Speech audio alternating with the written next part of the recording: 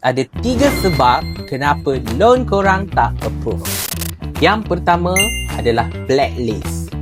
Blacklist ni adalah disebabkan sama ada korang ada komitmen yang korang tak bayar, sama ada SECRIS ataupun CITOS.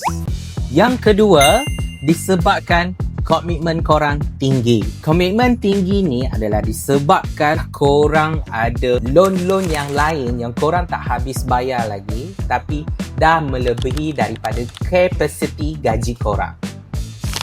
Yang terakhir adalah bila loan dah approve tapi korang suka sangat cancel. Ini yang biasanya suka test market. Nasihat saya kepada netizen-netizen kat luar sana, kalau korang nampak iklan yang berbunyi blacklist tapi boleh buat full loan, hati-hati ya, sebab peratusan untuk korang dapat approval tu adalah 0%. Kalau korang berminat nak submit loan korang dengan kita, korang cepat-cepatlah submit dokumen korang dekat nombor atas ni.